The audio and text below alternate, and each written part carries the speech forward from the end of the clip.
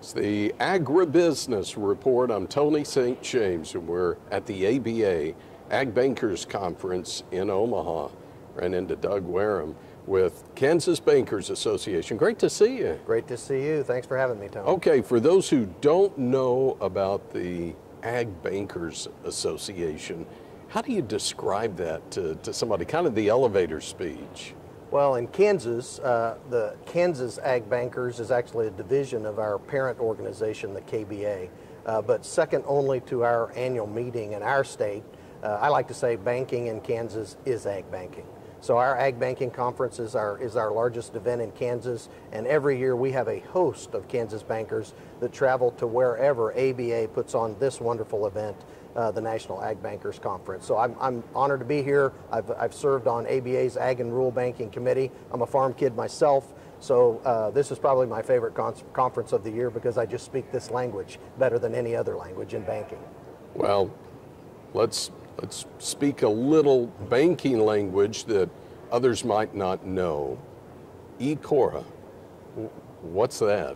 I appreciate you asking that, Tony. The ICORA Act, which ICORA is an acronym, we have too many of those, but it stands for Enhancing Credit Opportunities for Rural America. There has been a bill percolating in Congress for the better part of the past 2 decades, and that bill, what it would do is it would help bring relief to ag real estate borrowers and rural housing borrowers by creating a federal exemption from federal income tax, the taxes that banks have to pay when they make loans and earn interest income on ag real estate loans or rural housing loans. I'm pleased to report we're building momentum on that issue, and it's a key critical time for that because, as you know, we're dealing in a rapidly rising interest rate environment. So interest rate costs are going up for ag borrowers, and having that backup of being able to refinance ag real estate is going to become more and more important if this interest rate increases continue or protrude long term. So the ICORA Act would create that exemption. We in Kansas actually adopted the ICORA concept at our state level 2 years ago, and it takes effect this coming January. So in Kansas, after January 1, banks will be able to be more competitive on interest rates, on loans they offer for ag real estate and rural housing. And I'll define, rural housing is any Kansas rural community of 2,500 or less.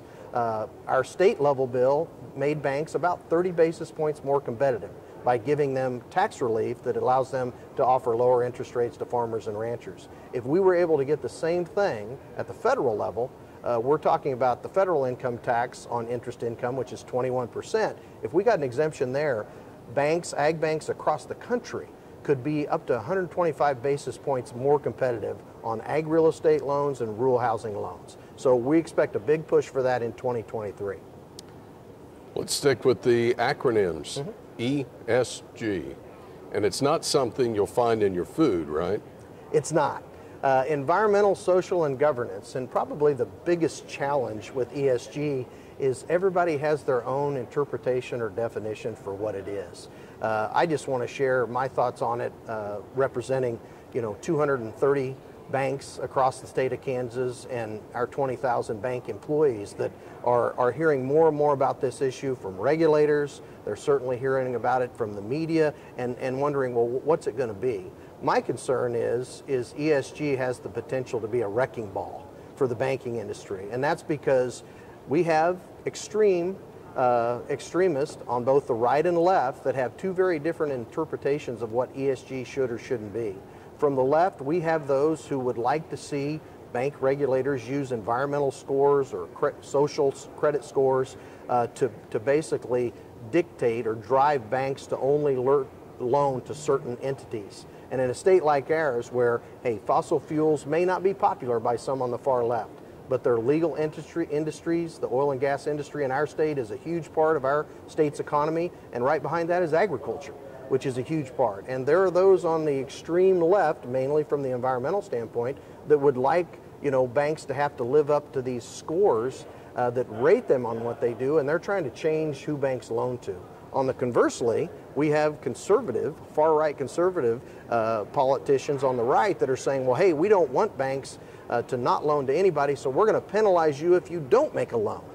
And as you can imagine, banks often specialize. I mean, some banks are ag banks. Some banks focus on mortgage and housing loans. Some are commercial, commercial business lending banks. We don't want Congress, we don't want our regulators to get involved in telling us who we can and can't loan to. As long as it's a legal business and a legal entity, we should have that right, but banks are businesses too, and they should be free to loan to the markets that they want to serve and not be penalized either.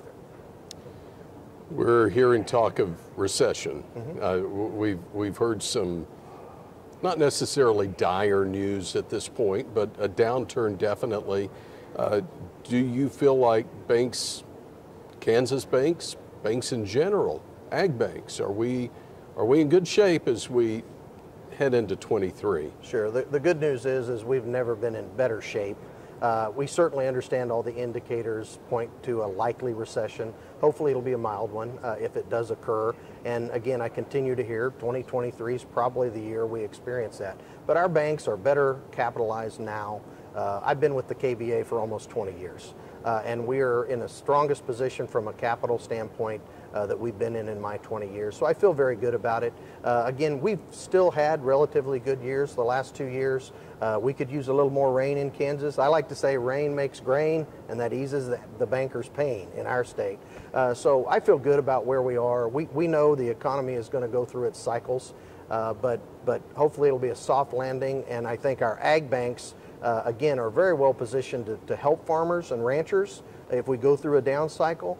But back to that ICORA Act, if we get that adopted, we can be even that much more helpful with lower interest rates during this high interest rate environment. Doug, great to see you. Come back and see us soon. Enjoy the rest of the conference. I will. Thanks, Tony. Again, from the ABA Ag Bankers Conference in Omaha, I'm Tony St. James. It's the Agribusiness Report.